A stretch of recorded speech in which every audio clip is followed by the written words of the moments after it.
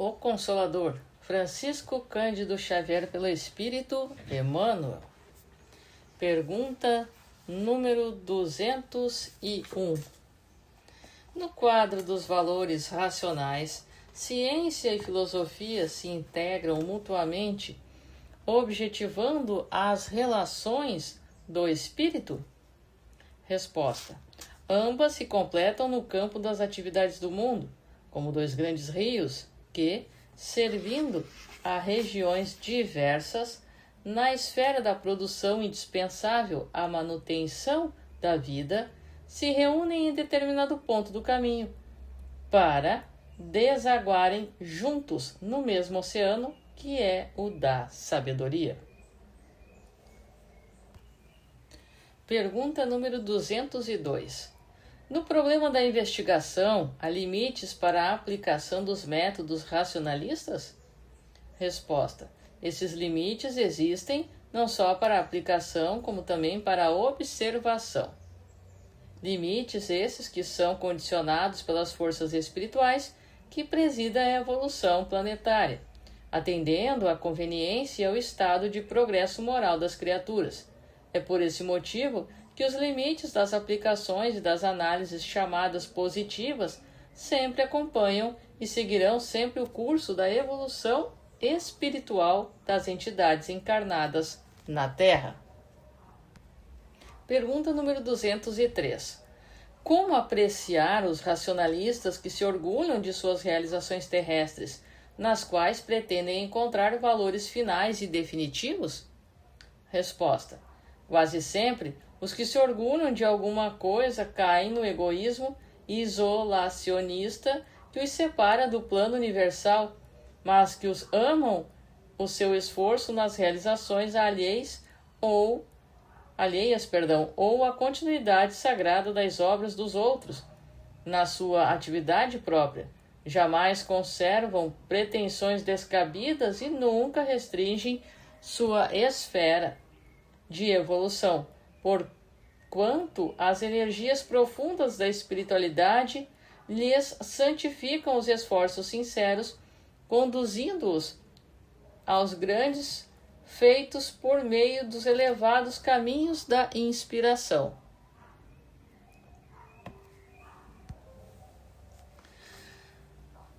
Intelectualismo. Pergunta número 204. A alma humana poder-se-á elevar para Deus tão somente com o progresso moral, sem os valores intelectivos? Resposta: o sentimento e a sabedoria são as duas asas que a alma se elevará para a perfeição infinita.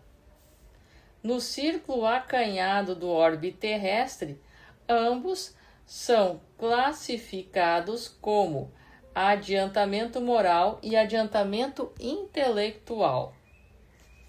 Mas, como estamos examinando os valores propriamente do mundo, em particular devemos reconhecer que ambos são imprescindíveis ao progresso, sendo justo, porém, considerar a superioridade do primeiro sobre o segundo, porquanto a parte intelectual sem a moral pode oferecer numerosas perspectivas de queda na repetição das experiências, enquanto o avanço moral jamais será excessivo, representando o núcleo mais importante das energias evolutivas. Pergunta número 205. Podemos ter uma ideia da extensão de nossa capacidade intelectual? Resposta: a capacidade intelectual do homem terrestre é excessivamente reduzida, em face dos elevados poderes da personalidade espiritual independente dos laços da matéria.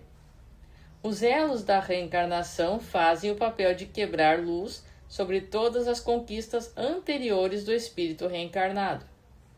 Nessa sombra reside o acervo de lembranças vagas, de vocações inatas, de numerosas experiências, de valores naturais e espontâneos a que chamais subconsciência. O homem comum é uma representação parcial do homem transcendente, que será reintegrado nas suas aquisições do passado depois de haver cumprido a prova ou a missão exigidas pelas suas condições morais no mecanismo da justiça divina. Aliás, a incapacidade intelectual do homem físico tem sua origem na sua própria situação.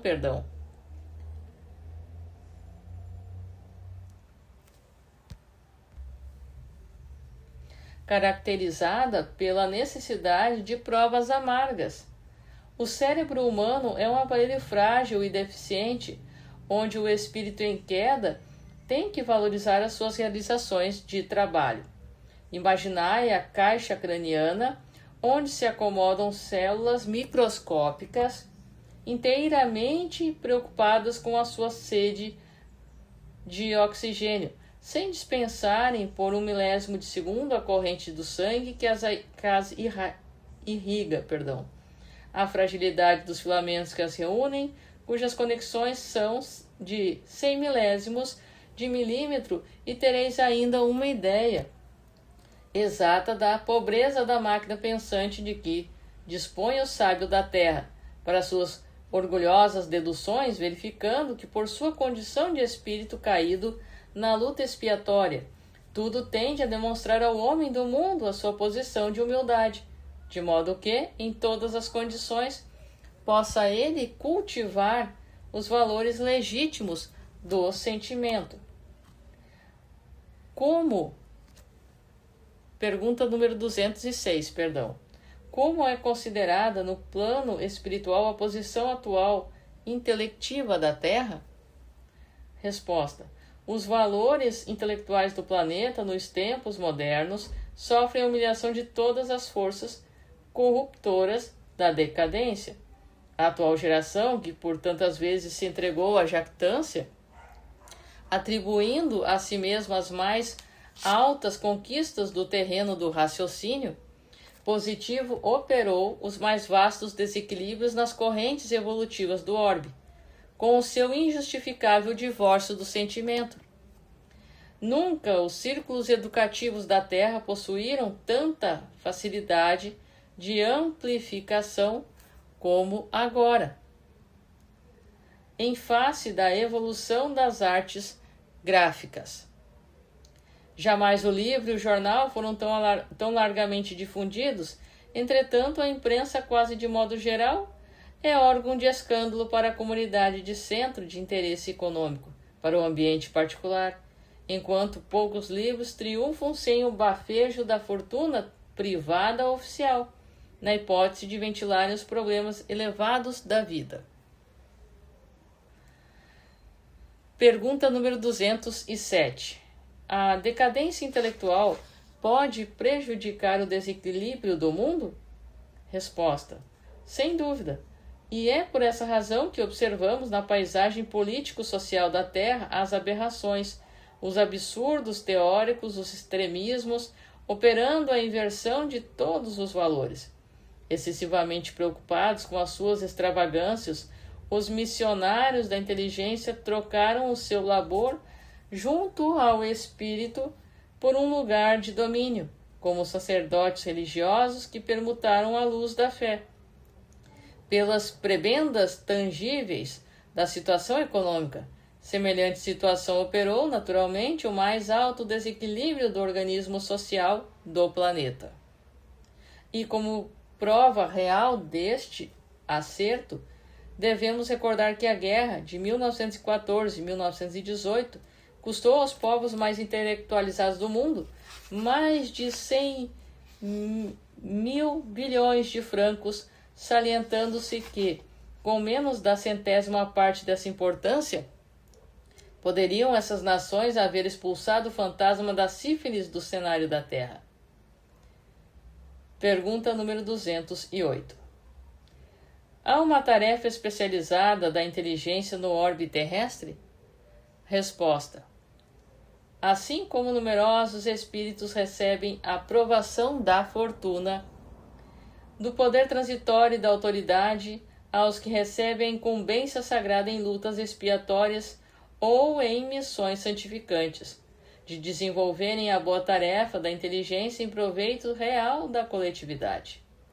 Todavia, assim como o dinheiro e a posição de realce são ambientes de luta, onde todo o êxito espiritual se torna mais porfiado e difícil, o destaque intelectual muitas vezes obscurece no mundo a visão do espírito encarnado, conduzindo à vaidade injustificável, onde as intenções mais puras ficam aniquiladas.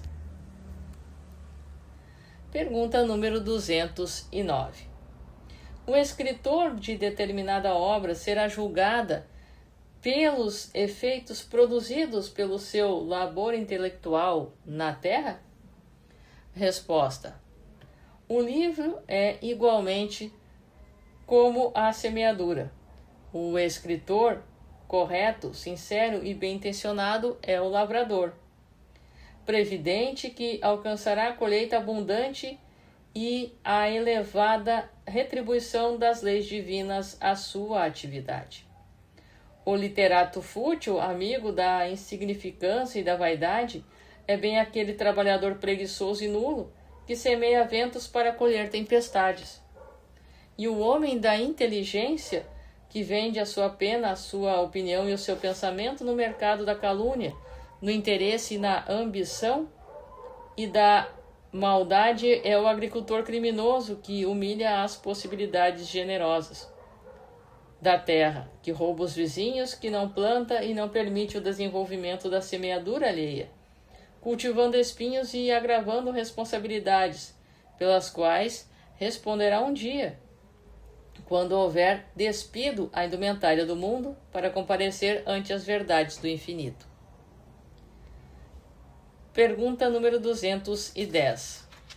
Os trabalhadores do Espiritismo devem buscar os intelectuais para a compreensão dos seus deveres espirituais?